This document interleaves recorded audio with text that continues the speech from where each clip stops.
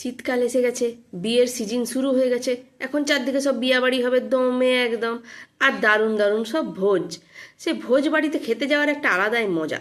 তো ভোজ বাড়িতে খেতে তো ভালো লাগে, কিন্তু একটা জিনিস আমার বিরাট বিরক্ত লাগে। সেটা হচ্ছে ভোজ বাড়ির ওই চাটনি দেওয়াটা। মানে এইটা কি ধরনের নিয়ম? মানে ভোজ বাড়িতে চাটনি দিবি তো ঠিক সময়ে আগে ঠিক করে খাওয়ার সময় দে, সে না, সব ভাত খাওয়া হয়ে যাবে, শেষ পাতে এক চামচ চুটুক করে চাটনি দিয়ে দিল। ও আবার কি? হ্যাঁ, দিবি তো ভালো করে দে, মানে ভাতটা মেখে খাওয়ার সময় চাটনিটা দে। আরে বাবা, আমরা হলাম চাটনি দিয়ে ভাত খাওয়া লোক। মানে চাটনিটা মেখে ভাতটা খেতে ভালো লাগে। সে ভাতের সময় চাটনি দিবে নাই, সে ভাত খাওয়া হয়ে যাবে শেষে এতটুকু চাটনি দিবে, তা আবার বানাবে টেস্টি করে। তো বানাবি যখন টেস্টি করে দিবি যখন, সেটা টাইমে দে, শেষে দিয়ে আর লোক দেখানি করে লাভ কি? আবার যদি চাটনিটা একবারের বেশি দুবার চায়, ওই যারা ক্যাটেরারগুলো এমনভাবে তাকায় যেন ওদের ঘরের সম্পত্তিটা চেয়ে নিয়েছি। বাবা, এক চামচ চাটনি চাই না, সম্পত্তিটাই চেয়ে নিয়েছি।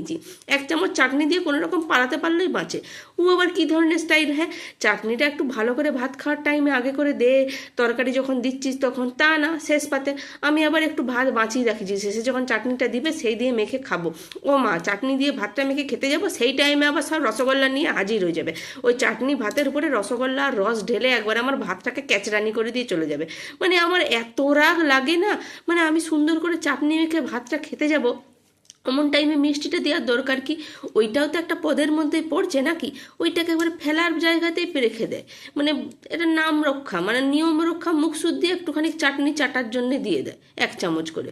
ওইটা কোনো কথা হলো? একটু ভালো করে আগের থেকে দে। আর নইলে বাবা বানাস না, তোরা চাটনি বানাসি না। তোদের যখন অত নাটক চাটনি নিয়ে শেষে একটুকু দিবি, তার থেকে বানানোর দরকার নাই চাটনি। আর যদি বানাবি, ভালো করে বানাবি তো ভালো করে দে। আর আমি লজ্জার খাতিরে চাইতেও পারি না। এক একবার যা ভাবি যে একটু চাই যে দাদা একটু চাটনি দেন, ওদের কটকটানি তাকানি দেখে আমার আর চাটনি চাইতে ভালো লাগে না। ওই শেষ পাতেই খাই। ওই শেষ পাতে ভাত রেখে চাটনি খেতে যেয়ে এক একবার তো লজ্জায় মিষ্টি চাইতেই পারি না। মিষ্টি দিতে এলে বলি না না, আমার এখন দরকার না, আমি মিষ্টি খাই না। ওই চাটনি দিয়ে ভাত খেতে খেতে তখনকে সবাই খেয়ে উঠে যায়, আর আমি মিষ্টিও খেতে পাই না, কিচ্ছু খেতে পাই না ওই চাটনি খাওয়ার চক্করে। আর চাটনির লোভটা এত না যে ছাড়তেও পারি না বাবা, ছাড়তেও পারি না। খেতেই মন যায়, খেতেই মন যায়।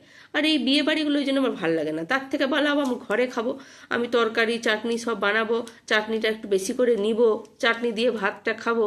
বেশিরভাগ লোকই আছে যারা চাটনি দিয়ে ভাত খেতে পছন্দ করে। আরে বাবা, আমরা মাছ মাংস খাই না, আমরা চাটনি দিয়েই ভাত খাই।